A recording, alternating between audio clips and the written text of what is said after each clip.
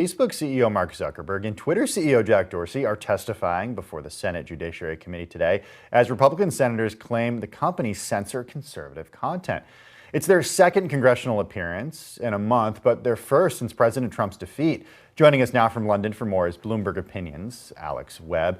Alex, thanks so much. Look, Zuckerberg and Dorsey were on the Hill before the election. Give us a quick recap of how that went, what's changed since, and what to expect today. So previously, they did, get a bit of a tough hearing from both sides of the House or both sides of the aisle, but also for slightly different reasons. Essentially, the Republicans think that they should be censoring or flagging misleading content less, and the Democrats think they should be doing it more, and never the twain shall meet, in a sense. And there's a big discussion about their liability there. Of course, since then, in the course of the election, we've seen a huge amount of misinformation tweeted and placed on Facebook by, not least, the president, and that has left a large number of Republicans, in particular, fairly put out. One thing that I keep coming back to with this is that these are companies. They're allowed to do whatever they want. Why has this become such a big issue, and what do they owe lawmakers?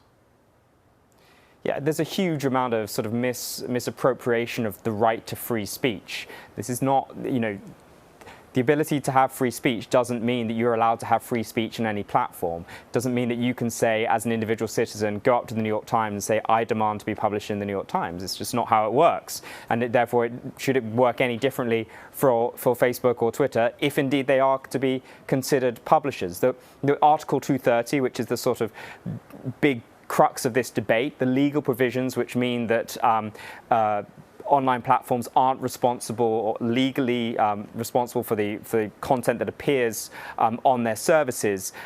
It was a way of ensuring that stuff could still be posted online freely without everything having to be vetted. And so that's the conversation that's happening right now, whether the changes to Article 230 mean that actually they should vet more, or actually they should vet even less. And the conflict here is being exacerbated by some of the social media posts of prominent leaders in the Republican Party on the whole. Yeah, even the president, who was tweeting baseless claims about election conspiracies and voting conspiracies, ones that Twitter has to flag pretty regularly, just moments after the president ends up tweeting them out. You see just an example of them right here. I wonder about the implications for these companies and for us who actually use the platform. So often when these executives testify, it turns into this dog and pony show that is really just an opportunity for senators and lawmakers to kind of create these viral clips, ironically, that they then will share on their own social media channels of them yelling at these executives. Will anything come of this? I think there's always the risk that this decision-making processes internally do get slightly nudged because executives are scared about some sort of subpoena or being called before the Senate and want to reduce that sort of flow of bad public relations, essentially. Does that mean they actually push forward substantial or substantive changes? It's maybe a little bit more doubtful, but it's just a slight shift in attitude. It seems pretty clear to me that the audience here is really the president. These are Republicans who at some point are up for re-election. They think perhaps then that the president's voice will be important in that re-election process.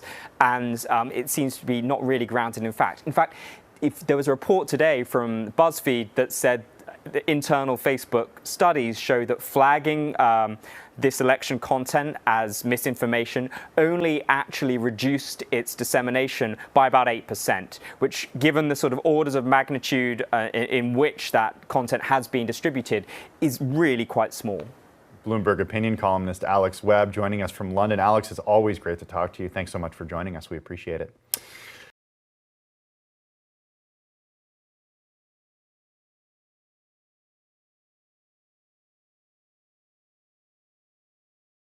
The biggest stories the moment they happen from around the globe. Subscribe to Bloomberg Quick Take now for insight in an instant.